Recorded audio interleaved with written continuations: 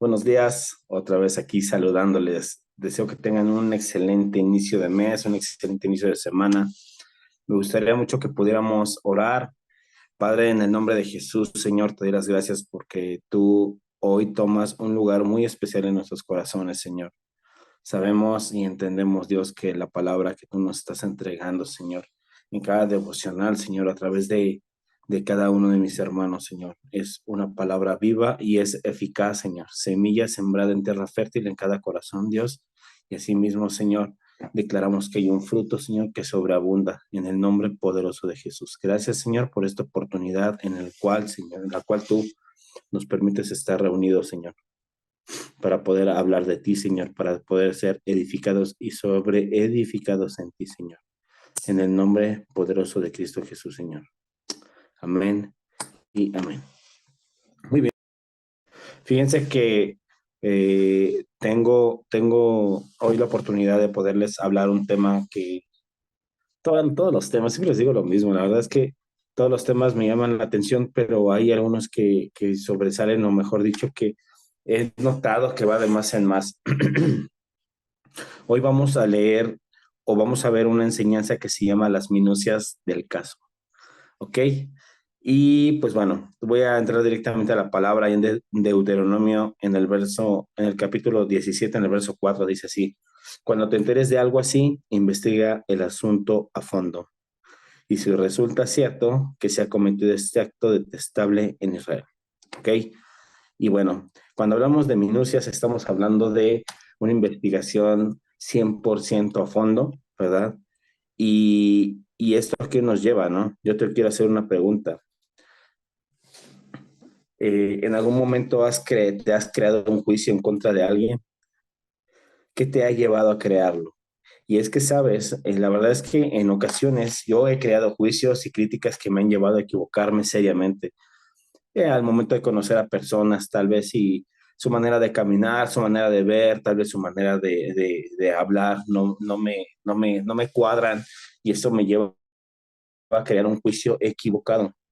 Y eso, por lo tanto, me ha llevado, pues, a equivocarme, ¿verdad? Y sabes, la verdad es que Dios sabe, escúchame bien, Dios sabe desde el principio que todos nosotros fuimos diseñados de alguna manera conforme a la voluntad de Dios, pero Dios sabe que nosotros nos íbamos a equivocar y que tendríamos este problema. Y la neta es de que muchas veces llevamos más allá la situación, y lejos de solamente crear un juicio, comenzamos a hacer un chisme. La verdad es que cualquier parecido con la realidad es mera coincidencia, ¿verdad?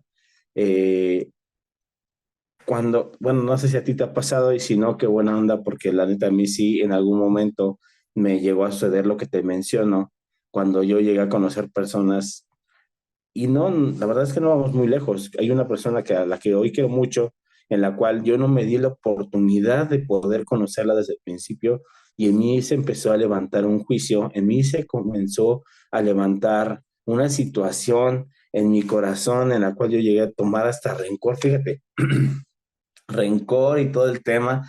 Y la verdad es que llegó un momento en el cual yo ya no soportaba esto, y platiqué con esa persona, y yo me di cuenta que yo me estaba equivocando. Y esta persona, pues hoy en día es un muy buen amigo mío, y eso es lo que yo me di cuenta, ¿no? Que de alguna manera el crear un juicio, el no investigar, el no conocer la situación, nos lleva muchas veces a caer en este problema, ¿verdad? Y si nosotros tocamos un punto más bíblico, como siempre, y la verdad me encantan los ejemplos del Señor Jesús, es que el Señor Jesús nos enseña tanto, tanto, tanto, tanto, y es tan palpable cada una de sus enseñanzas, que si vemos, Él era un hombre paciente, Él era un hombre que no creaba juicio, Él era un hombre que aún enseñaba a las personas que le rodeaban de tal manera que podía hacer que ellos comprendieran que, que era mejor conocer verdaderamente la situación, y tener la cercanía de poder preguntar o hablar algo que los llevaba a ser afianzados. Mira, fíjate, ahí en Mateo 16, en el verso 1, del 1 al 4, eh, dice así, yo- dice: algunos de los fariseos y de los saduceos se acercaron a Jesús para ponerle una trampa, y le dijeron: Queremos que hagas un milagro que pruebe que Dios te ha enviado. Y ahí el Señor Jesús les contesta, ustedes piden una señal porque son malos y no quieren creer, pero la única señal que les daré será lo que le pasó al profeta Jonás. Dicho esto, Jesús los dejó y se fue. Y vamos por partes. Mira, los fariseos, ¿qué es lo que hacían los fariseos? Ok, los fariseos trataban de hacer caer a Jesús, ¿bien? Y seguido le ponían trampas, querían que él se equivocara, le hacían preguntas en las cuales el Señor Jesús se quedaba así como, ¿qué onda contigo, no? Y, y me llama mucho la atención porque ellos investigaban, ellos estaban de continuo tratando de encontrar un error en el Señor Jesús, lo seguían, le inventaban chismes, ¿verdad? Y esto era solamente con la única finalidad de poder crear un juicio en contra del Señor Jesús y poder asesinarlo.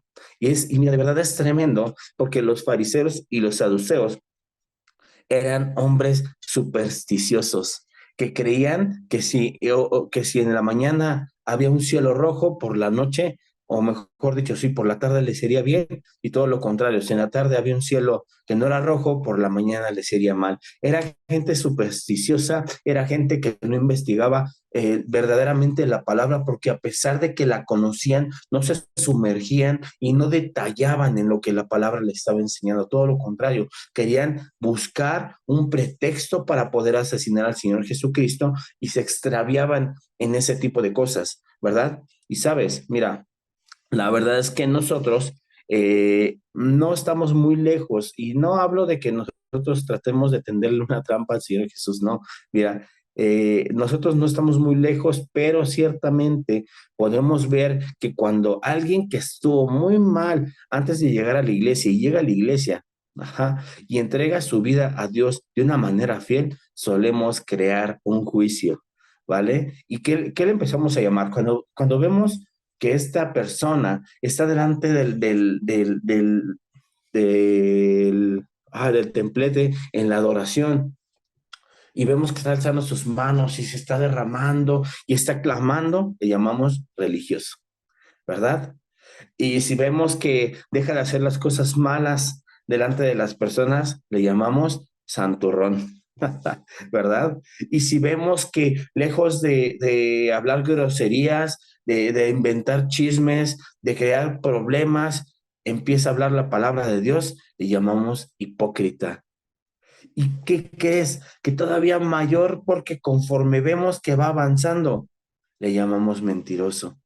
¿Verdad? Y claro, como te lo menciono, por naturaleza, nosotros en algún momento, pues siempre hemos creado juicio porque recordemos que tenemos una naturaleza humana también, ¿verdad?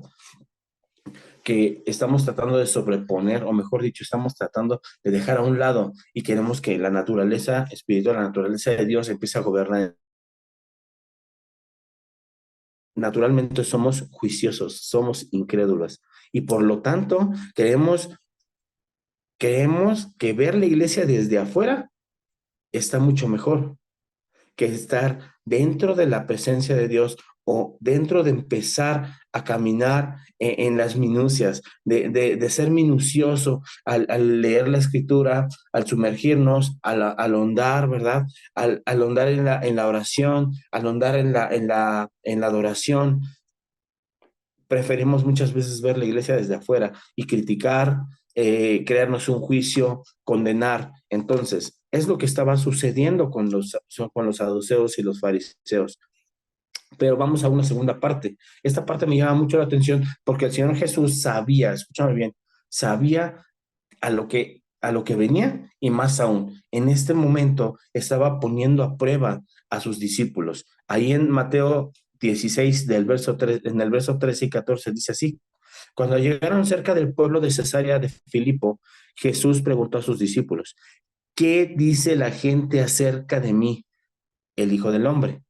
Los discípulos contestaron, algunos dicen que eres Juan el Bautista, otros dicen que eres el profeta Elías o el profeta Jeremías o alguno de los profetas. Entonces, quiero que te des cuenta, que te detengas aquí un momento. Estamos hablando de que había una multitud siguiendo al Señor Jesús. ¿ok? No eran 1,000, no eran 2,000, eran más de 5,000, 7,000 personas, ¿ok?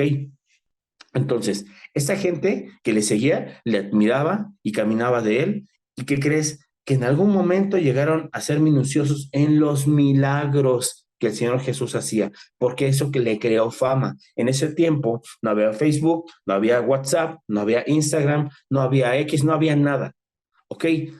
Pero se corría la voz de quién era Jesús. Entonces, la gente que seguía al Señor Jesús en ese momento estaba en una etapa de atracción. ¿Qué es eso? Mira, una etapa de atracción es donde les atrajo de una manera el evangelio del cual hablaba el Señor Jesús. Les estaba hablando las buenas nuevas, les estaba hablando de libertad, estaba sanando, estaba restaurando, pero, escúchame bien, no sabían orar, pero permitían que oraran por ellos.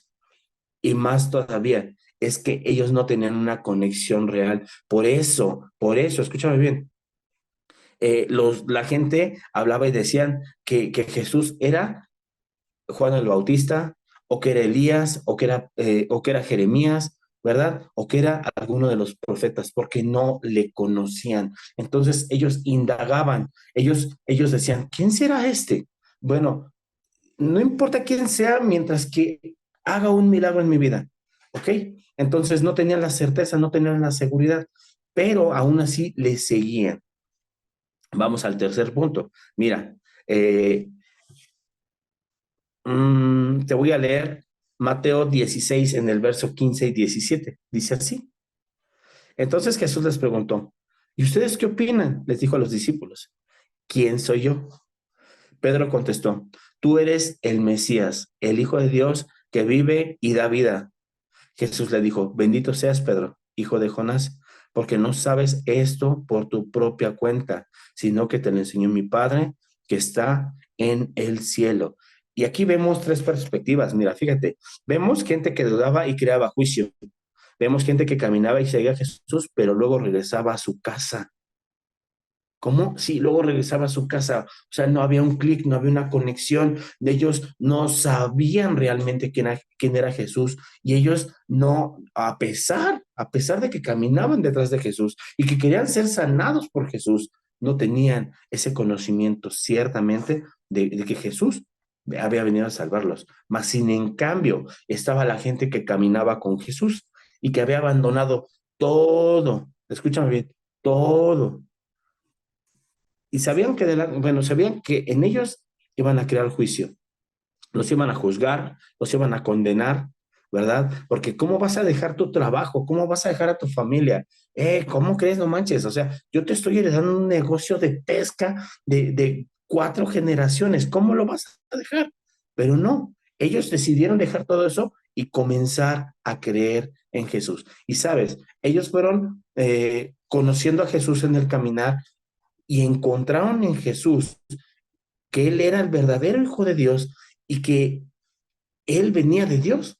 Ellos no tuvieron que investigar, sino que al estar con Él trajo a ellos convicción, trajo a ellos convicción. Bien, y mira, me llama mucho la atención porque si vemos la última pregunta que le hizo a sus discípulos, era gente 100% segura y sin titubeos de que ellos sabían quién era Jesús. Y la verdad es de que hoy en día existen tantas cosas que pueden distraer nuestra mente, nuestro corazón, nuestra mirada, puede capturarla y alejarnos verdaderamente del propósito. Y estamos en una línea muy delgada que pueden venir a ofrecerte algo que tú quieres, ajá, pero a través de otros medios y eso puede hacer que te pierdas. Pero cuando estamos 100% seguros de quién es Jesús, y en qué posición nos estamos hallando. En nuestro corazón ya no habrá duda, sino que habremos creído de una manera profunda, ¿verdad?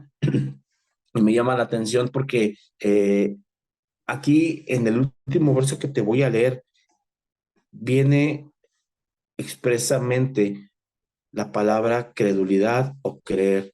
Ahí en Juan 3:16 la escritura dice así, Dios nos amó tanto a la gente de este mundo que me entregó a mí, que yo soy su único hijo, para que todo aquel que en él cree, perdón, que crea en mí, no muera, sino que tenga vida eterna.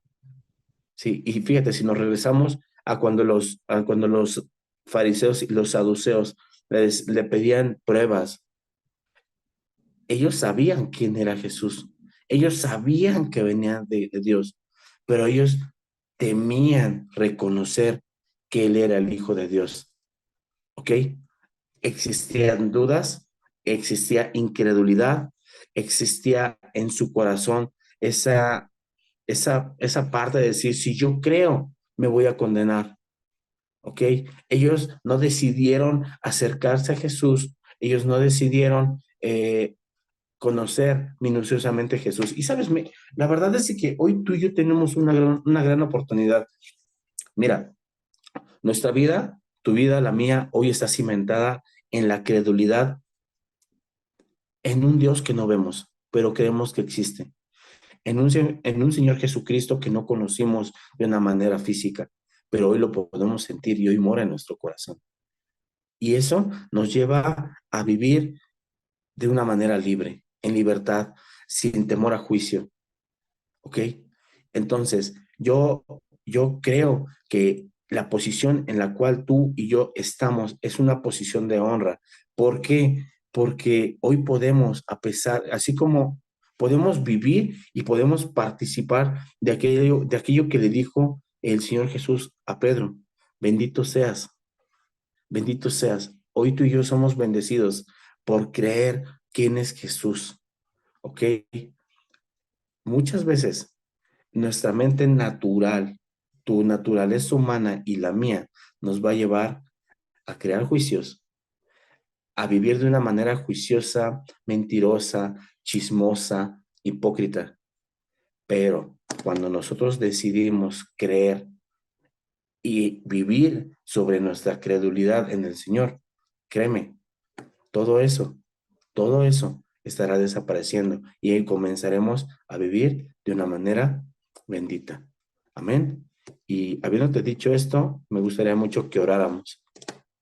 Si cierras tus ojos en tu lugar, por favor, ahí en tu casa, donde estés.